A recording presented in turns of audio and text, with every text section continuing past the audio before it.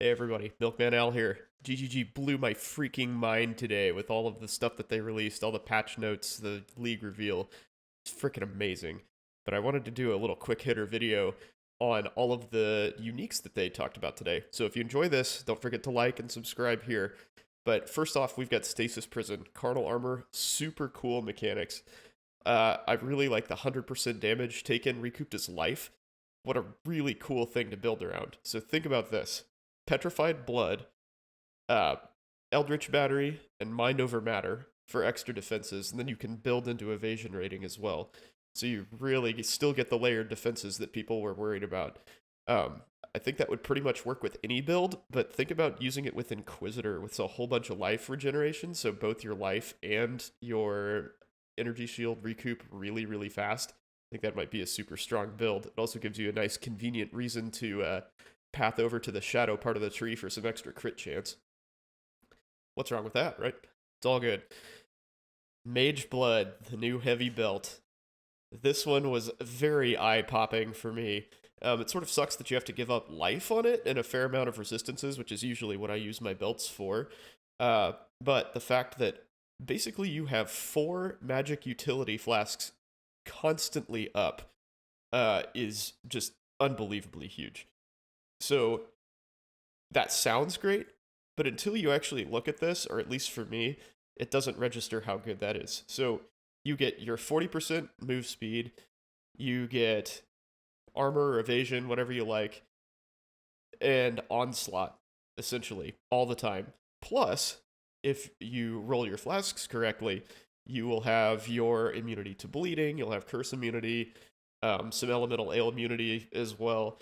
That is a unbelievably powerful build, despite not having the life and the resistances on it. That's definitely worth working around. Like, very useful for just about every build that doesn't need something else for some reason. So next up, Ulnatal's Vow. You 7-link your main skill, assuming you socket it in your armor.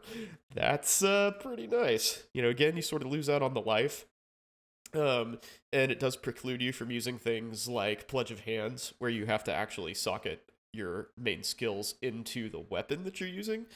But still, this is going to be very useful for the vast majority of builds.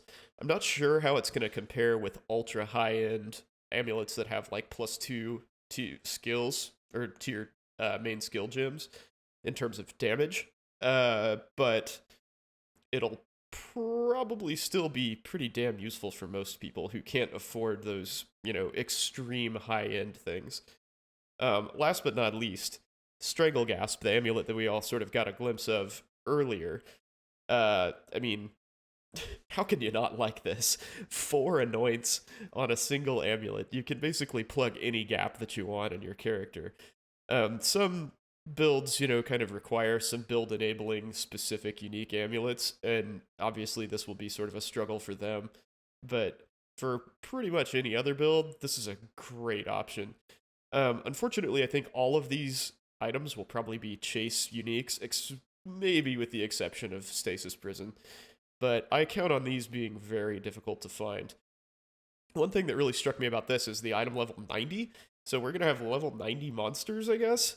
That's going to be super hard to kill and do a ton of damage and probably be well beyond the reach of casual players like me. But it's something cool to aspire to. Maybe in my wildest dreams, I'll be able to afford one at some point. But anyway, that's all I have to say. I just wanted to kind of get that out there because I'm super hyped about this patch. I will see you guys hopefully very soon with more Path of Exile news. I hope you enjoyed this take. Leave me a comment down below. Let me know what you think of all of these new items. So yeah, I'm MilkmanAl. Take it easy, folks. See you soon.